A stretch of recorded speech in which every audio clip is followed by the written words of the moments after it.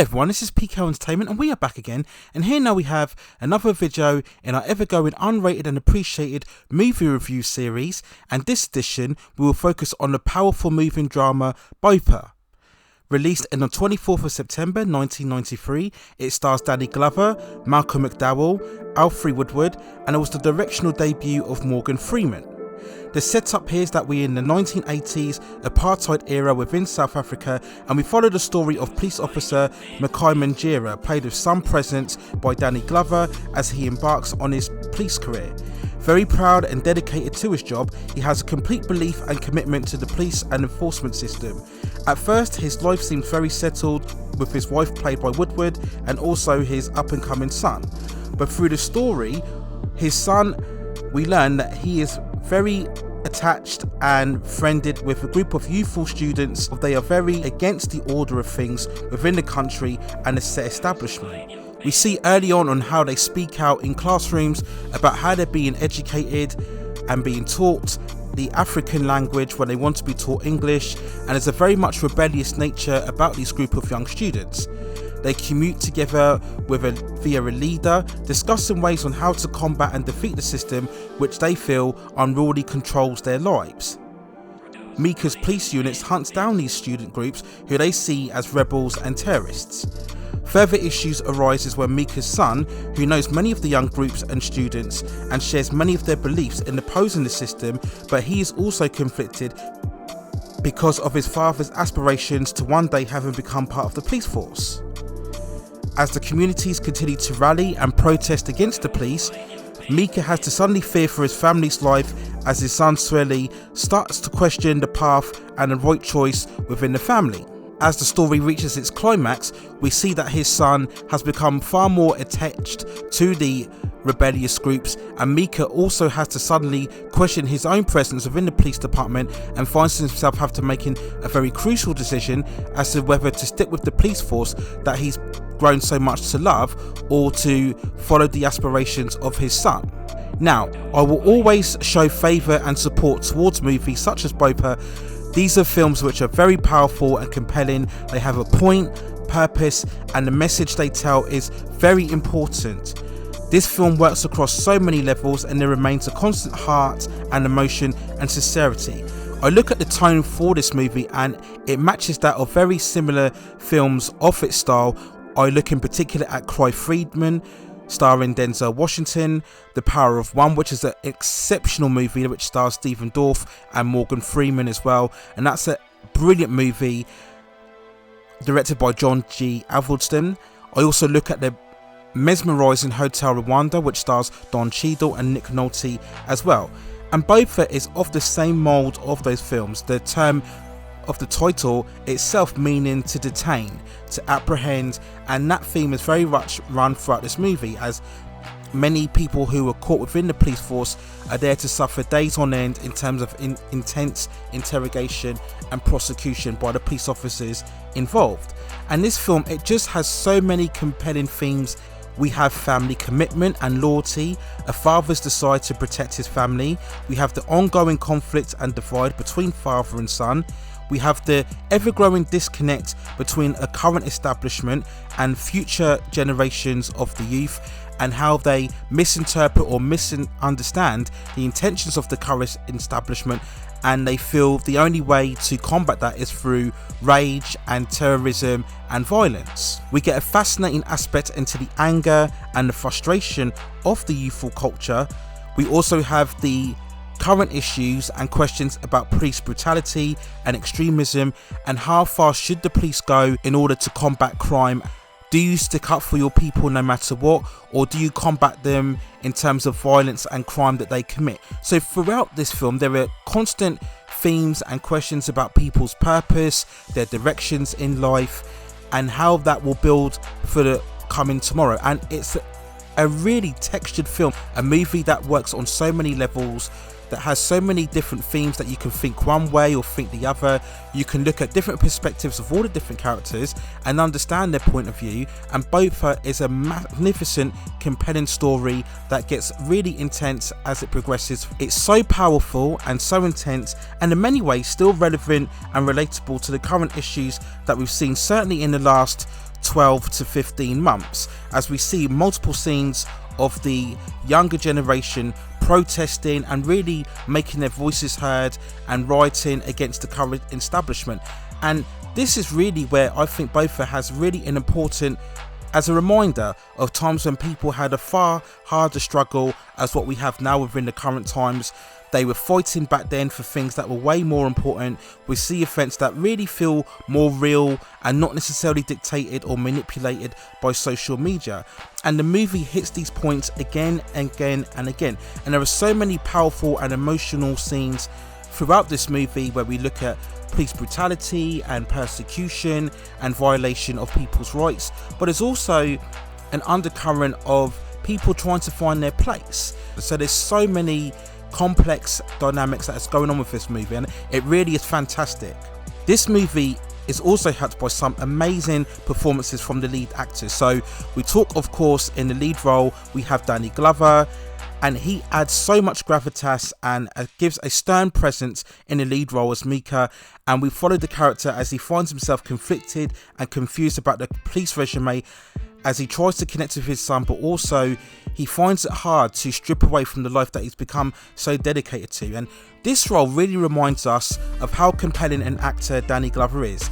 Yes, of course, we all know him in the iconic role as Roger Murtaugh in the Lethal Weapon series, and I think it's very difficult when an actor generates such an iconic role that connects with so many audiences to diversify their own talents into other famous roles.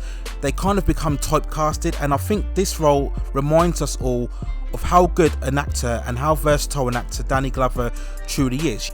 We have to give these actors a chance to really shine away from their most famous roles, and this is one great example of how Danny Glover does this. I would also recommend The Colour Purple as well, directed by Steven Spielberg, where Danny Glover acts alongside Whoopi Goldberg. That's another great powerful performance from the actor, and again it just reminds us as such how great an actor he can be. He's equally complemented by Alfre Woodward, who again is a very much of a compelling actress who really carries a much more of a strength, I think, and a vigour about her performance. And particularly in this film here, we sympathise with Mika's wife as she faces the backlash of the communities due to her association with her husband. We see her as she's walking through the streets and she's constantly attacked and vilified as she realises that the seemingly perfect life isn't true to what it really is. And we get plenty of emotional scenes with her and Danny Glover, and also with her and the son of Danny Glover in another amazing performance, and this is played by Maynard Aishi as Mika's son. And through him we see the anger and the passion of the younger students. His resolve only becomes more stronger as the movie progresses, and the themes really reach a climax as we see the separation between father and son, as his son really becomes more attached to the cause, and he feels as well that the younger students are having their own rights violated. And it's a magnificent performance, and towards the end of the movie especially, we get truly heartbreaking scenes between both him and Mika, as again they both are so strong towards their purpose and they really attach themselves away from each other. And first time watching, you really do start to question which direction the film is going to go in, and all these performances are fantastic. I also liked Marius Weyers as Micah's superior officer, who is far more of a sympathetic character, never wanting to use lethal force when enforcing the law. This is in contrast to Malcolm McDowell's character, De Villiers, who is the chief of police and who is brought in to combat the ever-increasing revolution and violence within the student groups. Now, he does believe in using lethal force in terms of enforcing the law, and we see that in some truly harsh scenes of interrogation, and in particular we see the imprisonment of young children and violation of their rights. And it really is at times really hard to watch, once again showing that this film is not willing to shy away from the real horrors that went on throughout this time. Another standout performance is the actor who plays Pure Ramper, who is the leader and the main activist of the anti-apartheid groups, and he's involved in the movie's really most harshest and most brutal scenes as we see him interrogated, and he, again, like Mika's son, shows the never-ending resolve in never want to give up his people, always fighting the cause. And we get some shocking scenes where we see what happens to him and the way that he's treated, and once again it just really pulls at the heartstrings and the emotions and drives a compelling force throughout this movie. As usual with all great films of this subject matter, it always helps that you have a great musical score, and James Horner is one of the all-time greats, and his music once again evokes plenty of power and emotional sadness as we see the story progress. So it's magnificent music and very typical in really adding a lot of gravitas and a lot of significant weight and power to this movie. So if I had to give a score for this movie, I would give it a 9.1 out of 10. Very moving, very powerful, very compelling, aided by magnificent, powerful performances for all of the cast involved. As I mentioned before, it's typical of a great movie that forces you as a viewer to ask certain questions and really hits to the heart very much, because you know that this film is depicting events that actually happened. So just a magnificent movie and a really impressive directorial debut for Morgan Freeman, so even more so powerful for that moment as well. So we look at the overall release of Bopha, and sadly on a budget of $12 million, it only managed to gross $212,483 at the box office. Now I think probably the primary reason for this is that by this point within Hollywood, the early 90s, we had many films that had covered the apartheid issues within South Africa. I mentioned already the likes of Cry Freeman and particularly The Power of One. So I guess by this point, Bopha just felt like another movie going along the trend, another movie that we had seen primarily throughout the Hollywood already. So it's every time you make another movie about such powerful subject matter, it does lose its influence no matter how well the movie is made, because there were other movies before it that hit hard the message a lot. So when you get another movie that comes along later on, the influence is diluted a bit. So I think that was the case of Bopha, the fact that it just felt like another movie telling the same story,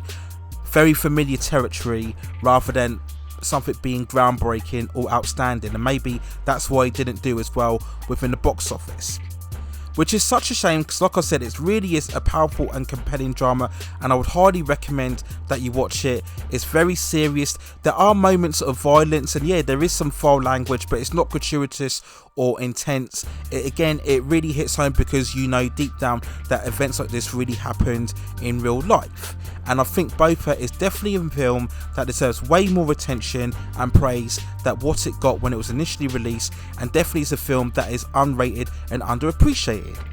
So those are my thoughts and feelings and review on Bopha. If you do manage to see it, let me know in the comments what you think about it. How powerful do you think a movie there is? If there are other movies of this type that you feel equally deserve recognition and appreciation, then let me know in the comments, and if I've seen those movies, then I will provide a review also. Please also hit those like and subscribe and notification buttons and help me grow this channel in the long run, so I can provide more high quality film reviews like this for you in the future. But that's it for now on a very powerful and compelling moving drama in Bopha and an impressive directorial debut from Morgan Freeman. That's it for now. Take care of yourselves, stay at safe distances, and I will see you very, very soon.